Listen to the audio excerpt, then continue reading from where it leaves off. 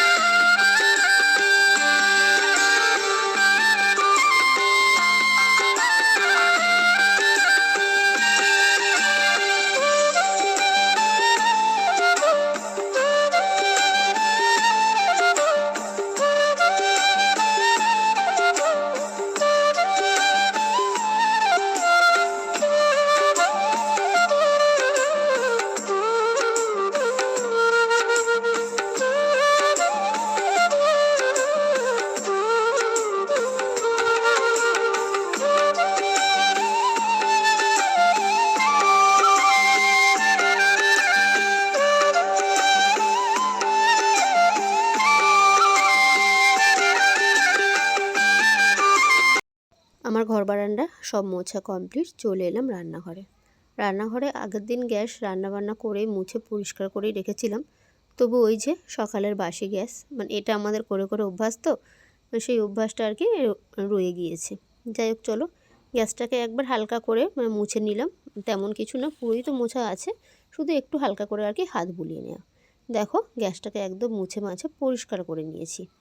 আর এদিকে সিঙ্কের কাজটা একটু পরিষ্কার করব। কি বলো তো, সব দিন এই সিঙ্কের কাজটা ভালো করে পরিষ্কার করা হয় না। প্রতিদিন আলতো হাতে করা হয় ঠিক কথা, কিন্তু ডিপ যে ক্লিনটা পরিষ্কারটা করা হয়ে ওঠে না।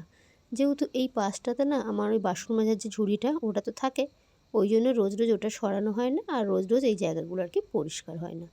যাই হোক, আজকের একটু সময় হাতে ছিল, সেই জন্য এই কাজটাকেও সেরে ফেললাম। তারপর দেখো, স্নান টান করে চলে এসেছি ঘরে।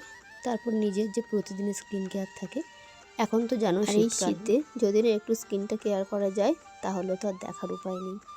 যাই হোক, চলো, তেমন কিছুই না, একটু টোনার আর একটু ময়েশ্চারাইজার, এটুকু হলেই আমার জন্য যথেষ্ট। চলো, বাড়ির অনেকটাই কাজকর্ম পড়ে আছে এখনও, ঠাকুরকে পুজো দেবো, দিয়েই তারপর জামা কাপড়টা মেলবো। কেন বলো তো, অনেকটাই লেট হয়ে গিয়েছে, ঘড়ির কাঁটাতে এখন প্রায় 7:45 মতন বাজে।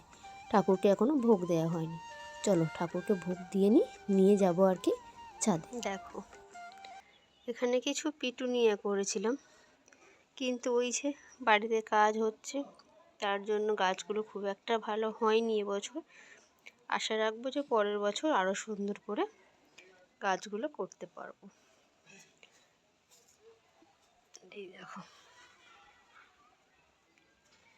এদিকে কয়েকটা ওই 4টে আর কি গাঁদা ফুলের গাছ লাগিয়েছি। এখানে একটা স্থলপদ্ম আছে, একটা ছোট্ট মতন শিউলি আছে, এখানে আছে একটা পাতিলেবু, এটা একটা গন্ধরাজ, আর এখানে আছে দুটো জবা। আর এই দেখো আমার ছেলে কি করেছে, এখানে ছাদের মধ্যে আর কি নোটে শাক আর ধনিয়া পাতা করেছে। আর এখানে দেখো দুটো দিয়েছে আর কি টমেটো। এগুলো আমার বড় ছেলের কাজ আর কি। আর এই যে দেখো এইগুলোর মধ্যে করেছে ওলকপি, জানি না হবে কি না, কিন্তু গাছগুলো আর কি হয়েছে। আর এই দেখো এইখানে ছোট্ট ছোট্ট দুটোতে বসিয়েছে আর কি লাল শাক। আর এই যে এদিকে দেখো এই টব দুটোতে বসিয়েছি বেগুনের চারা আর দুটোতে লঙ্কা চারা। আর এই ক্রেটে করে বসিয়েছে আর কি পালং শাকের দানা ফেলেছিল, সেগুলো আর কি সুন্দর গাছ হয়েছে। আর এখানে দেখো বিনস দানা দিয়েছিল, দেখো গাছগুলোতে দেখো ফুল পর্যন্ত আর কি ফুল এসে গিয়েছে দেখো। আর এখানে কয়েকটা পিটুনিয়া আছে। যাই হোক চলো, ছাদে এসেছিলাম জামা কাপড়গুলো মেলতে, সেটা বাদ দিয়ে পুরো ছাদটা আর কি তোমাদেরকে ঘুরিয়ে দেখালাম। যেখান থেকে ছাদ হয়েছে গাছগুলো দিয়েছি, কিছুই তো তোমাদেরকে দেখানো হয়নি। তার মধ্যে গাছপালাগুলো বেশ অনেকখানি করে আর কি বড় হয়ে গিয়েছে। যাই হোক চলো জামা কাপড়গুলো মেলে নিই। আর এখন ঘড়ির কাঁটাতে প্রায় 8:30 মতন বেজে গিয়েছে।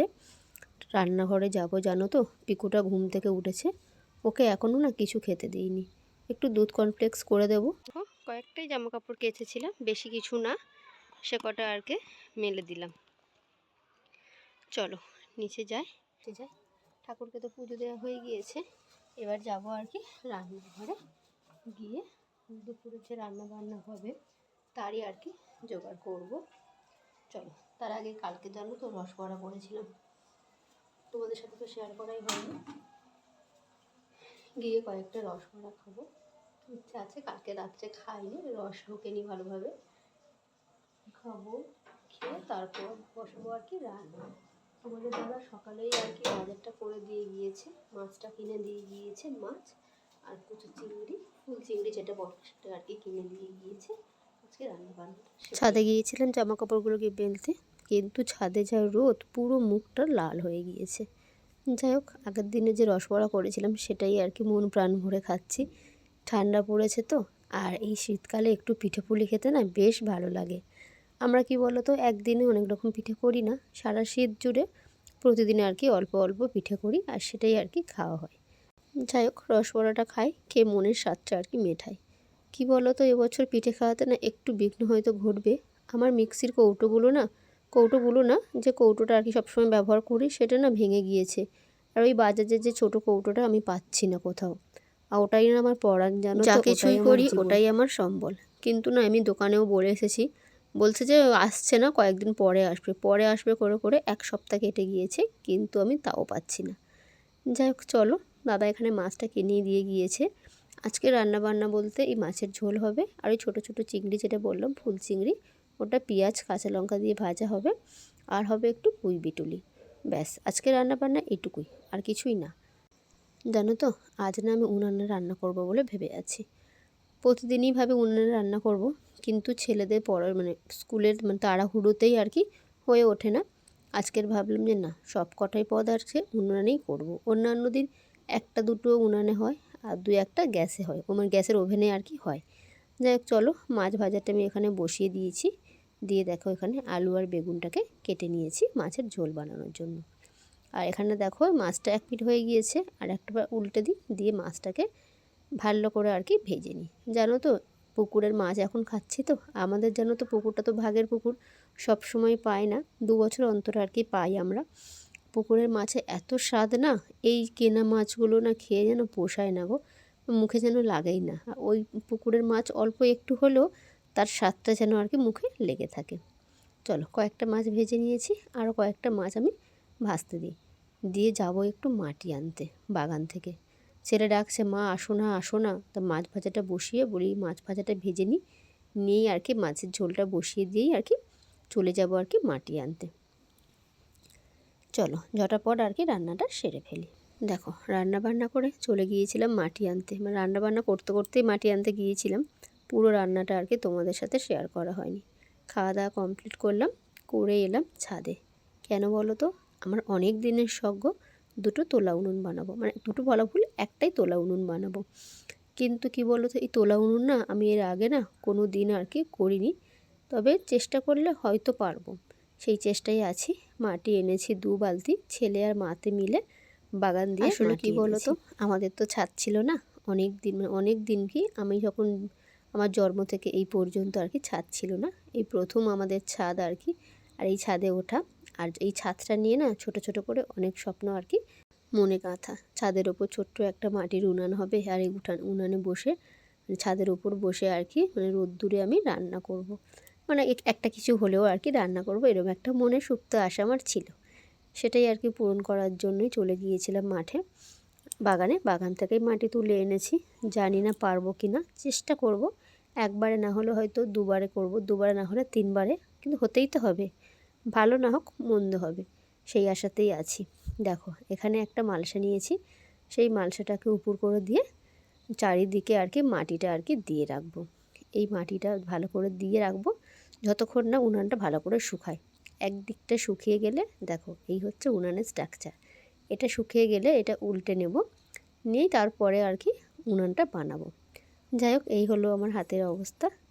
যাই হোক চলো আজকে তাহলে ব্লগটা এখানেই শেষ করছি। সবাই সুস্থ থাকবে, ভালো থাকবে আর সাবধানে থাকবে। আর ব্লগটা কেমন হলো অবশ্যই কমেন্ট করে জানাবে। আর এই দেখো এটা হচ্ছে কি আমার একটা হেল্পার, আমি থাকবো ও থাকবে না আমার কাজে, তা কখনো হয় কি বলো। যাই হোক চলো তাহলে আজকের মতন টাটা।